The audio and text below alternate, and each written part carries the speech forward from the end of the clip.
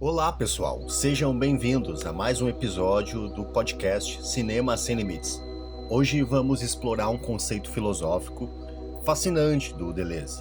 Esse conceito se chama a imagem-afecção. Para ilustrar essa ideia, nada melhor do que um filme que nos impacta pelo uso expressivo dos rostos e das emoções. O filme é O Regresso, dirigido pelo Alejandro González e estrelado pelo famoso Leonardo DiCaprio. Então, pega o teu cafezinho aí, ou o teu chazinho, se acomode, e vamos mergulhar nesse conceito.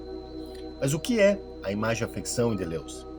Para entender esse conceito, a gente precisa lembrar que Deleuze, ao analisar o cinema, identificou diferentes tipos de imagens, diferentes categorias de imagens, não é?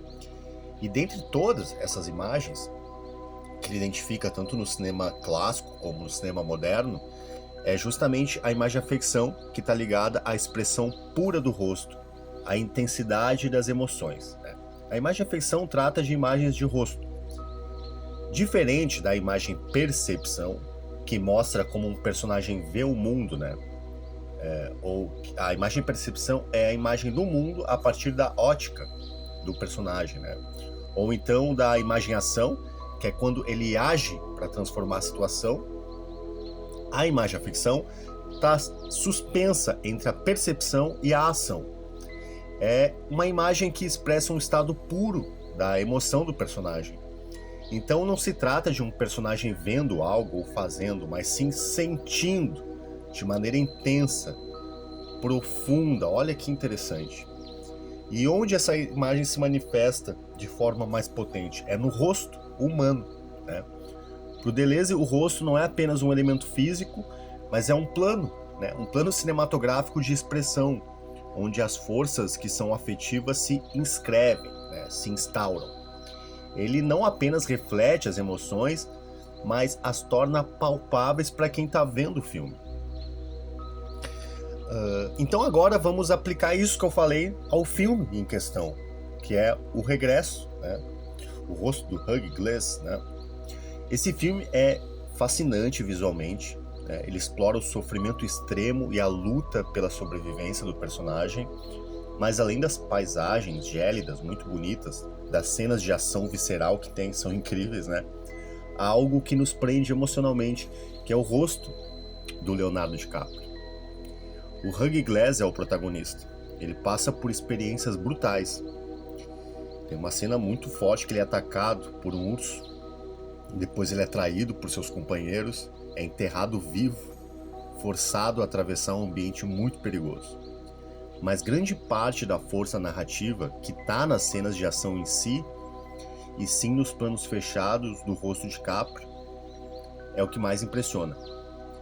Pensem em quantas vezes o filme nos mostra o rosto dele em estado de dor, ou então um estado de resistência ou de raiva silenciosa.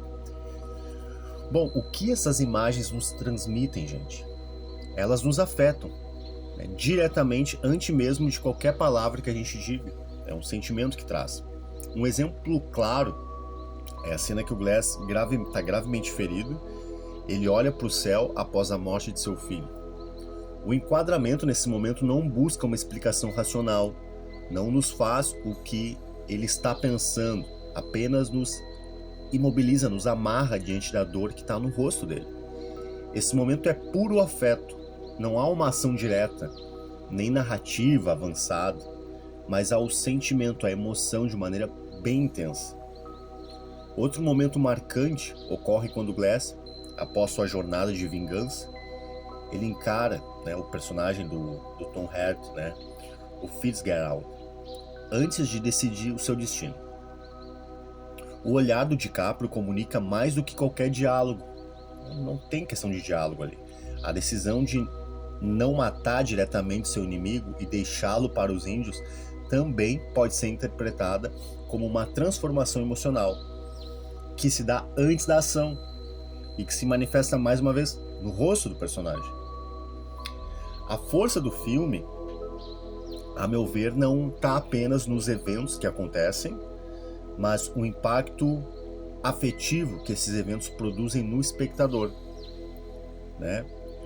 Quando Iñárritu utiliza longos closes no rosto do Leonardo DiCaprio, ele está criando a imagem-afeição.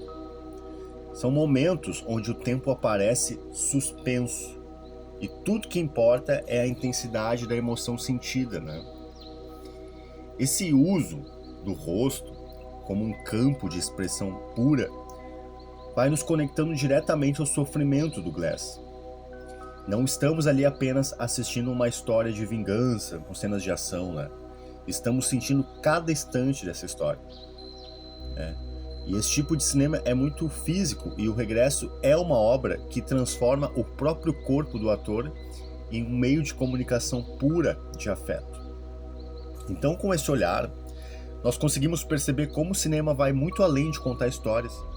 A filosofia do Deleuze nos ensina que o rosto é um território de forças.